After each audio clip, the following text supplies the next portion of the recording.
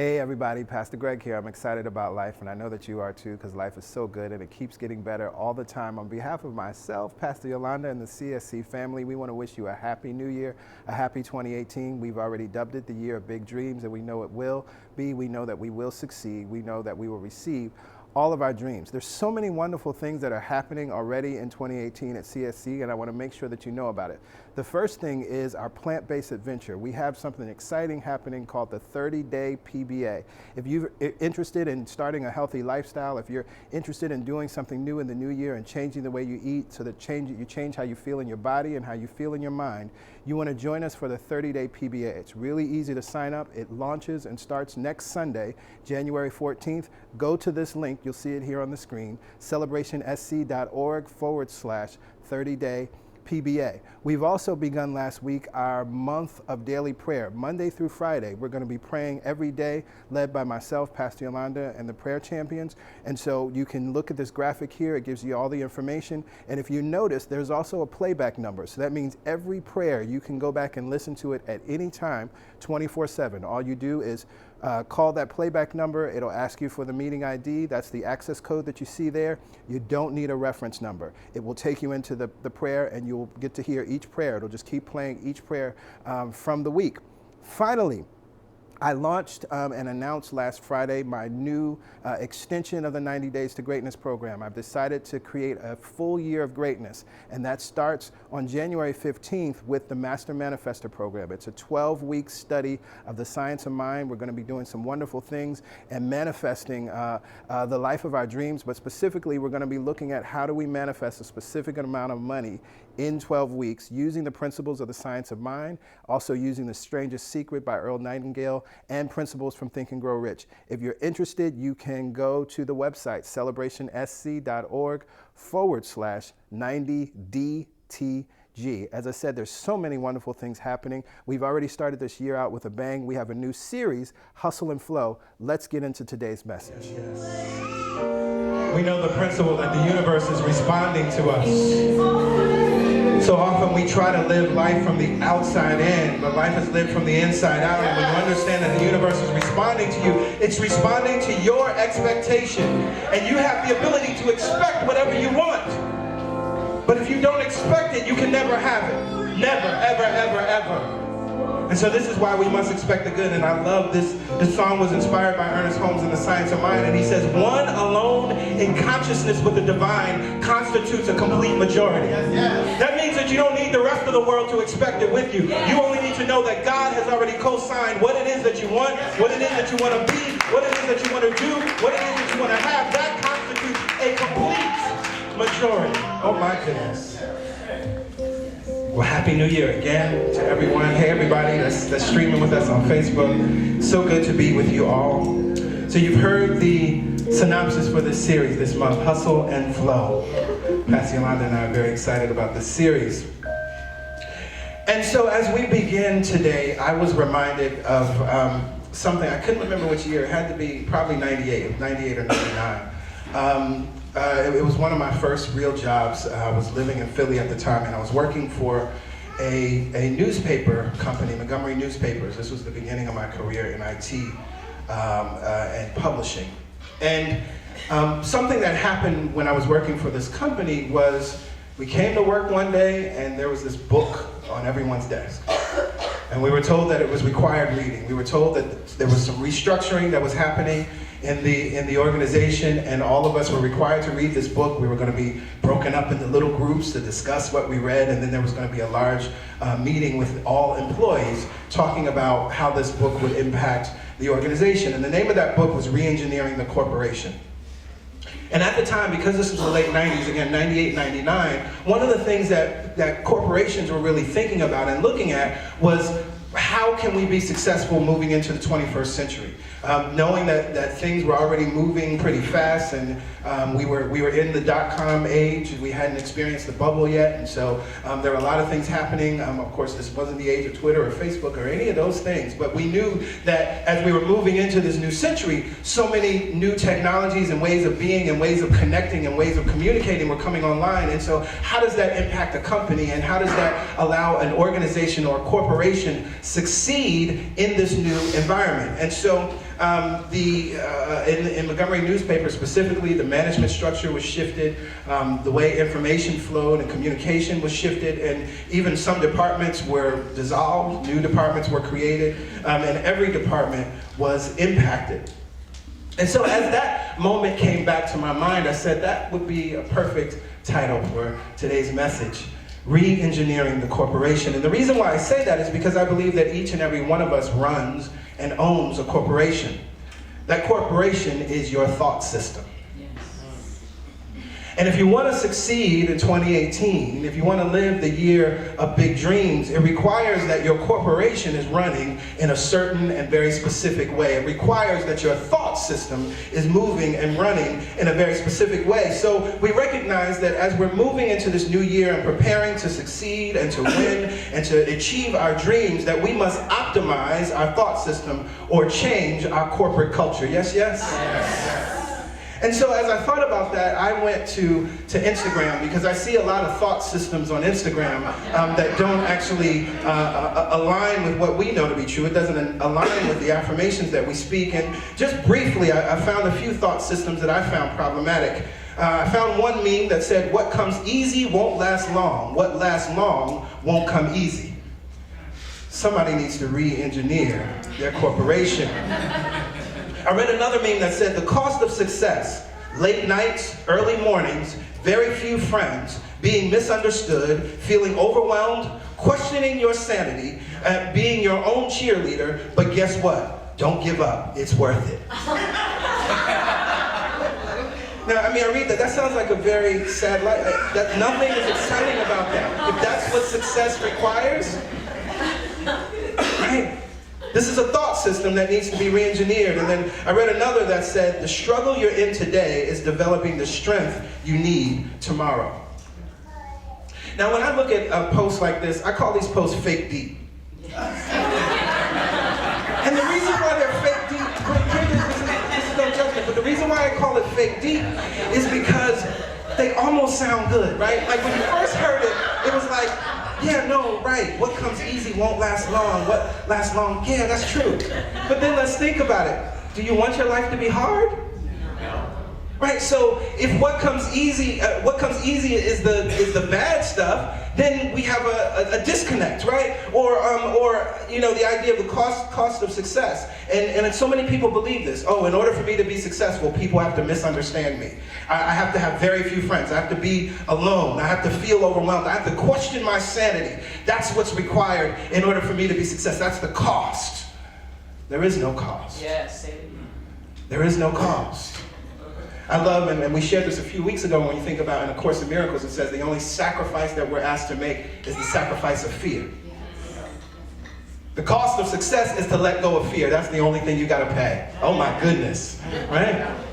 So these fake deep posts, again, they at the surface, they sound good, they sound cool. Even the idea of the struggle you're in today is developing the strength you need for tomorrow. Now we understand about developing strength and that we all have to develop an awareness of who we are, right? But it doesn't have to be struggle, right? There are many things that may take a little more time for us to learn. I can remember for myself when I was a kid, learning my times tables. When I got to nines just didn't work out for me, right? Right? You know, right? 0, 1, 2, 3, 4, 5, 6, 7, 8. I was good, but then I got to 9 and it just didn't work, right? I didn't struggle to learn nines, but I had to just apply a little more effort. Thankfully, my dad, he tutors in math, so he was able to help me, and you know, I know how to multiply my nines tables now, right? But I didn't struggle to learn my nines, right? And that's very important when we think about the idea of learning and developing something. It doesn't require struggle, and yet you will still end up with the same outcome, the strength to be able to multiply. Yes. So to re-engineer our corporation or our thought system, I believe that we need to understand 3 words. I believe that these 3 words are the words that will represent our new corporate culture. The words will need to be put on everybody's desktop picture on their computers. It needs to be on mouse pads. We need to put it on mugs and water bottles, and we need to post it in the cafeteria. These 3 words: align, allow, and then flow. 3 3 words that will govern our corporations for 2018. Align, you can say it with me, align, allow, and flow. Now, align is probably my favorite one, and it's the one that probably takes us the most time when we really think about what we need to do, right? Because what I understand is that the roots of the old thought system, the thought system that needs to be re-engineered, is actually rooted in separation. If we look back at these fake deep posts, right? What comes easy won't last long, and what lasts long won't come easy. Well, that's a person that doesn't understand that they're one with God. Yes. When you understand that you're one with all power, the mind that thought the universe into existence, do you think anything is hard for that mind that you are one with? Yes. No. It's supposed to be easy. Because all things are easy to the divine because it thought it. And so as soon as we have a thought, it is. It's created. It's that easy. So as we recognize then that the roots of this thought system is separation, we have to align, we have to reconnect. You know, we've been taught that God and all of its power, its intelligence, its genius, and the access is out there somewhere, and that is different from us. So that's then why life would have to be hard. That's then why we would have to hustle. That's then why we would have to struggle, because we don't have access to this power, to this genius, to this intelligence. And if we look back to the symbolic, metaphorical meaning of Adam and Eve, and the Garden of Eden, and I just want to say to everybody, this was not a literal story. Adam and Eve are not real people. But it is a powerful story. It's a symbolic story that teaches us something so critical. Because Adam and Eve were pushed out of the garden. The Garden of Eden is that place that represented alignment. The Garden of Eden is that place that represented connection. That Garden of Eden was the place where there was no separation between humanity and God in this symbolic story. But when they believed that something was wrong with them, meaning thinking that something is wrong with you is what separates you from God, at that point, they had to be banished from the garden. They were banished from their connection. Now, what's interesting about the story, once they were banished, what happened? This then meant that Adam and Eve would have to toil and struggle. If you know the story, you read where it says, now you have to till the soil. Now you have to work hard by the sweat of your brow. Now giving birth is going to be painful. Now again, this was a symbolic story. Human beings trying to understand what happens when we separate. Trying to understand that if we eat of the tree of the knowledge and good of evil, which is the tree of separation, the tree of duality, when we eat of that tree, all of a sudden we feel separated, and then we start writing fake deep posts on Instagram. So we recognize that we must align, and when we align, we get back into the garden. A few Januaries ago, I don't remember how many years back it was, one of the messages we began the year with is the garden still exists. I invite you to go to YouTube to look at that message, and we talk more about the symbolism. And I was talking about this idea that we can still reconnect. Just because through our thought system, just because we created a culture, a corporate culture, or a corporation of separation, a corporation that was designed or built on the idea that we have to work hard and that we have to hustle and we have to struggle and we have to grind, you don't have to stay there. This other way of living still exists. Eden still exists. The garden still exists. You get there through alignment. And so this is why one of the guiding principles of CSC is daily spiritual practice is not an option. We have to take the time. We have to take the time. You can use a 5, 5, and 5. 5 minutes of meditation, 5 minutes of reading something that's supportive and affirming, and 5 minutes of writing and journaling. Right? Journaling something that's affirming, creating your day. I'm thinking about the book, The Path of Wealth, or Path to Wealth by Mae McCarthy, where she invites us to write a letter every day to the CSO, the Chief Spiritual Officer of your organization. And you begin to write from this place of, I'm so happy and grateful that, my corporation or my life, I'm experiencing whatever it is that you want to experience in your life or in your day. You begin to write it out in the present moment as though it's already occurred to the chief spiritual officer of your organization. This is a way to align. Now here's another thing, and I want you to write this down. Connection creates confidence, and confidence creates calm. 3 C's. Connection creates confidence. Confidence creates calm. What happens is when we live in this place of alignment, when we take the time, and it doesn't take a long time. I said 5, 5, and 5, 15 minutes in the morning. Before we get on Facebook, before we check our email, before we do anything else, taking those 15 minutes to align and reconnect with what is absolutely true and remind ourselves that there is no separation, and I'm not separate from genius. I am not separate from intelligence. I am not separate from this mind that created all and designed me to succeed. When I recognize that I'm connected to that thing, I'm confident. I can now walk through my day with confidence because I know that I'm not alone. So I would never think that the cost of success is that I have very few friends. I know that I'm connected to everything. For God is everyone and everything. God is omnipresence. I'm connected to it all. Whatever it is that I need, I'm connected to it. And so when we understand that we're connected to everything, that means that out in the physical world, if you're starting a business and you need some investment in your business, you're already connected to whatever those dollars are. You're connected to them now.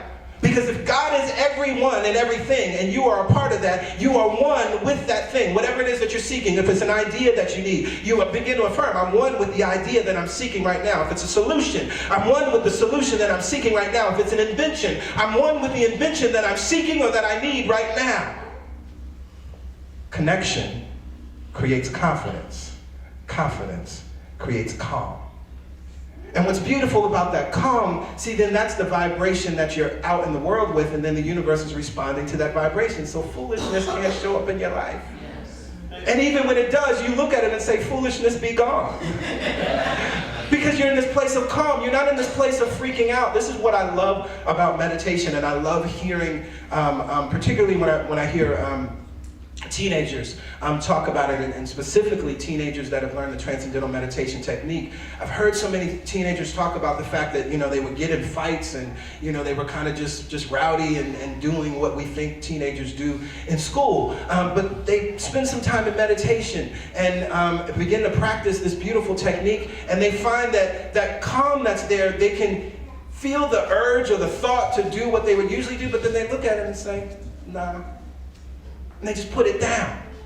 Because that connection creates confidence and then creates calm. So then your thoughts are not racing and pulling you in a direction before you have time to examine it and say yes or no to it. That's the beauty of calm. We have align, and second, we have allow. Now, what is allow about? This takes me to the teachings of Abraham Hicks, because Abraham teaches that we ask and it is given. As soon as we ask, as soon as we think a thought, it's already created in the non-physical realm. And we know that has to be true because everything that exists had to exist in mind. It had to be a thought. I will say this till I leave this planet. The chairs that you're sitting in, we all understand. Somebody thought about that chair. Before it could ever exist physically, somebody had to say, I think I want to make some brown chairs with a metal back and the specific design that exists. And then they may drew it then, whatever, went through the process, created designs. And here you are now benefiting from someone's thought. And so when we think a thought, it's already given. When we ask, whatever it is, that thing already exists. And it comes out of the non-physical into the physical. But we have to allow that thing. But so often what we do in our lives, we do, what came to my mind, that this is how we do in our lives. Now, I actually don't like to bake. I love to cook, but I'm not into baking. It's not active. I don't like baking because I want to be able to stir, do stuff in the moment, right? But the thing about what we do in our lives, it's as if we get all the ingredients together. We're making a beautiful cake. We've gotten the sugar and the flour and the eggs if you're eating eggs, and or applesauce if you're vegan and not using eggs, right? Doing all these wonderful things, and you have this beautiful cake together, and you put it in the cake pan. Your oven has been warmed. It's ready, and you put it in the oven, and then 5 minutes later you pull it out and you're digging all in the cake to see if it's done. Now, you would destroy the cake if you did that every 5 minutes, right? But when we're not allowing, that's exactly what we're doing, right? We've done the work of aligning. We've done the work of connecting so we can be confident and calm, but then we open up the oven, take the pan out 5 minutes in, and dig in to see if it's done. That's the opposite of allowing. Right, we're laughing because we know we've all done this, right? It's similar to, I love the metaphor of gardening, right? If you plant a seed, we have this trust to allow the wisdom of the soil to do what it's supposed to do, as we've already done what we're supposed to do, right? And we may have added nutrients to the soil, and we know we're watering the plant, and I'm just seeing my grandmother right now. She had a garden every year, a huge garden, beautiful garden, and I'm grateful for the things that she taught me through that garden. But we recognize that the tomatoes they're gonna come up. The cucumbers are gonna come up. Like, we recognize that because we have this trust in the process. After you align, allowing is all about trusting the process. And so one of the things that starts to happen many times when we're allowing, I think sometimes we're excited about what it is that we want, and we have a desire, I want to create this business, or I want to be in this new relationship, or I want to start a new family, or whatever it may be. We have these ideas, but what I understand is that many times we're not actually desiring the thing, but we're really in fear. As much as we have this desire, we actually simultaneously don't think it can happen. And so you're not allowing. Now, one of the things that you can do to help you, and this took me back to something that Pastor Yolanda shared a few weeks ago in her message, Take God's Word for It. Right? She shared what Joe Dispenza shares in What the Belief Do We Know. Because one of the things we can do when we're in this allowing place so that we don't go into fear is we can ask for feedback. One of the most powerful prayers you can pray, Reverend August Gold taught me this, is to just pray, show me. I did that for 30 days. Before I walked out the door, I would just say, show me. Just as a way to know that I was aligned, as a way to know that I was on the right track. And Joe Dispenza, he goes even further. As he's creating his day, he says, show me a sign today that you paid attention to any one of the things that I created, and bring them in a way that I won't expect. So I'm as surprised at my ability to be able to experience these things, and make it so that I have no doubt that it has come from you. So this is a prayer that you can pray, and something you can speak as you're in the allowing place. Recognize that sometimes, right, even in our best, sometimes we want to see it. But you can pray it in this way, that it's a recognition that the time you spent aligning is working. The time you spent aligning is showing up. You can do that in the allowing place. We have align, we have allow, and then we have flow. And flow, again, this took me back to Abraham Hicks, because Abraham talks so often about an upstream thought or a downstream thought.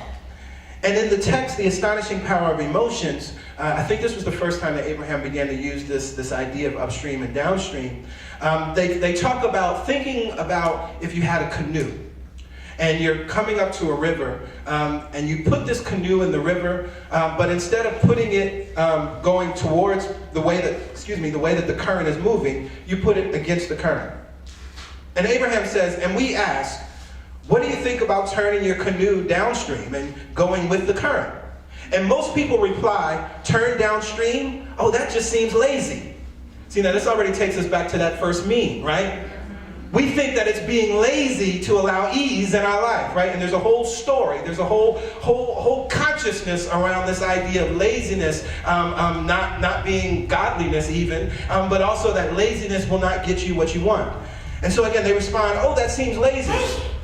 But how long can you keep that up, we ask? I'm not sure, most answer, but it is my duty or responsibility to figure that out. You hear that? It's my duty or responsibility to figure out how long it's going to take me to struggle against this current so I can succeed. Goes on. And then, if we were to visit long with most people, they would go on to explain, this is just what we all have to do here. It's what my mother did, and it's what her mother did before her. Anyone who amounts to anything works diligently against the current. All trophies and monuments are erected to honor these hardworking people who stayed strong against the current. And anyway, people often remind us, there are even more rewards after we die for those who work hard like this. We watch you getting more efficient at fighting the current. Your muscles get stronger, your boats become sleeker, and you discover more effective oars. And always we listen patiently as we hear a variety of versions of this same general theme of justification for paddling upstream. But then we always explain what we consider to be the most important thing that our physical friends could ever hear from us. Nothing that you want is upstream.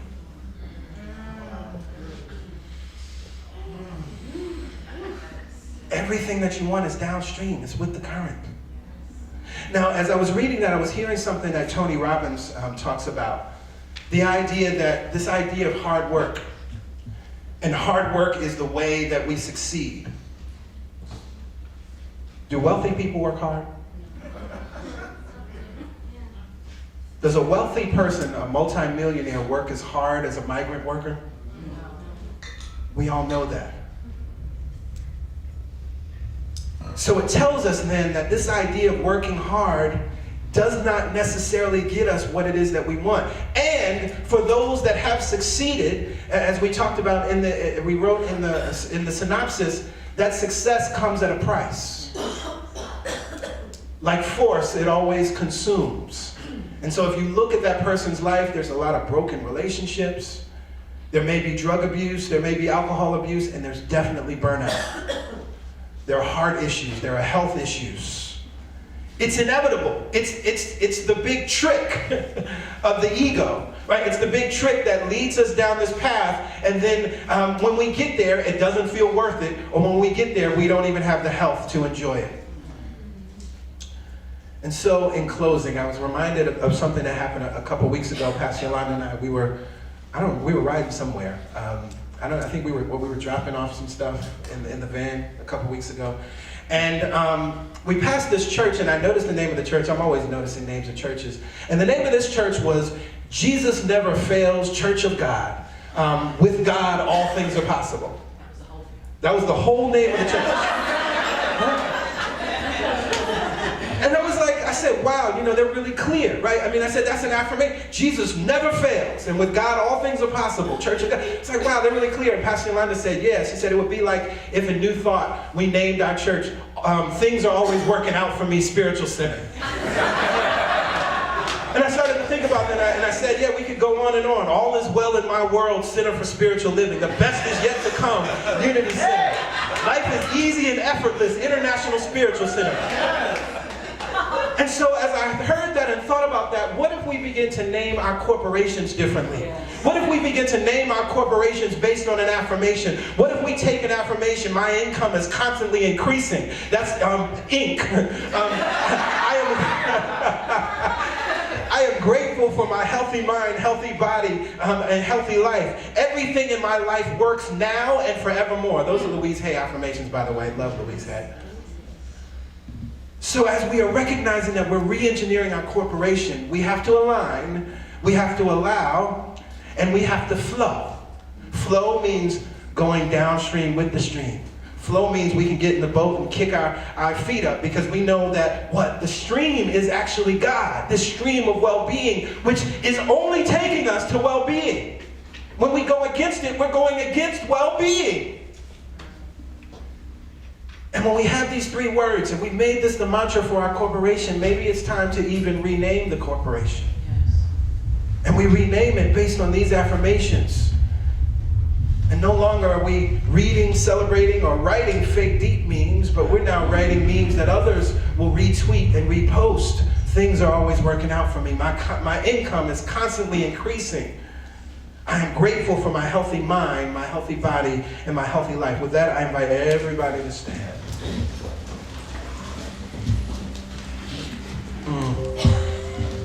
As we are choosing this month to release our relationship with hustle and embrace flow, we align, we allow, and then we flow. Why do we align? Because we recognize that connection creates confidence, and confidence creates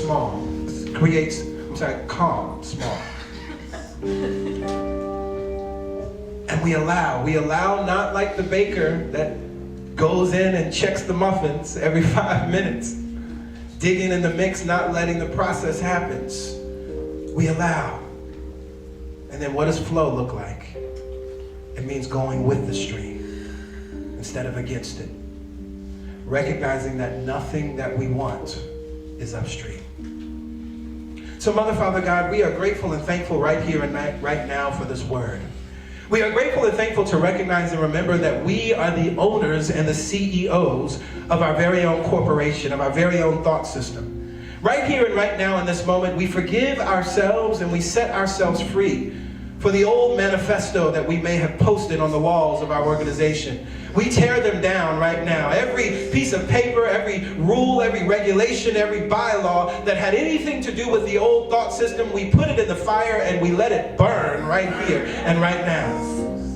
And as we have let those things go, we recognize that nature abhors a vacuum, and so we must replace it with something. And so right now in this vacuum, we replace it with words of alignment, and we replace it with words of allowing, and we replace it with words that reflect the flow that we are choosing to live in 2018. Yes, we are clear that we will succeed, and the only way that we can succeed is if we re-engineer the corporation, we re-engineer this thought system, we let go of these old ideas, this old consciousness that is still running rampant in the world, but do not have to run rampant in our world. We let go of those things, and we remember that we are connected. We are connected to a source that does not run dry. We remember and we recognize that we are connected. We are connected to the genius mind, to this thinker that thought the one idea that is still evolving and still unfolding as our lives. We are connected to this idea, this good idea, this perfect idea, this holy idea, this worthy idea, this sinless idea. We are connected to it, us, and it is the very life that is flowing through our being. As we recognize this connection, we are absolutely confident. And as we are absolutely confident, we can expect good in our lives. We expect that the things that we write, the vision that we write, we will live. We expect that the affirming words that we speak will begin to show up in our lives. We are expecting that we can say, "Show me to the universe," and the universe will respond to that very vibration, to that very asking.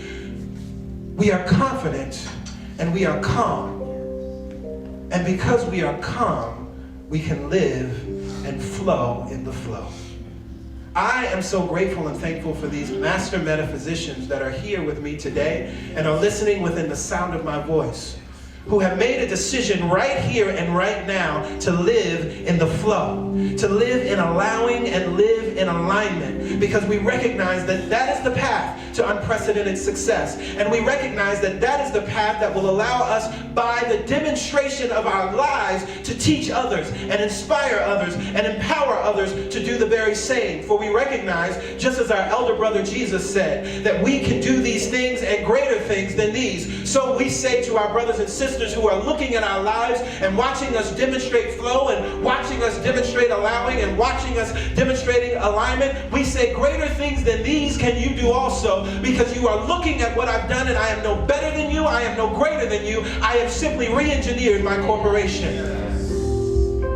And so we are grateful for the power and possibility and the grace that allows us to re-engineer our corporation at any time. We are grateful that we are not being held to our mistakes or judged by our mistakes or even seen by our mistakes. You, Mother, Father, God, don't even see us in that place, in that space. We are forever seen as perfect, whole, and complete. We remain as you created us. So we are grateful for the time that allows us to re-engineer this thought system into the system that works for us and with us. And so it is with confidence, it is with joy, and it's with great expectation that I release this prayer back into the law, which is always in operation, bringing forth our good even when we don't realize it. And we let it be, we let it be. And to that we say amen, amen. Ashe. Ashe. And so it is. And so it is. So it is. Thank you, God.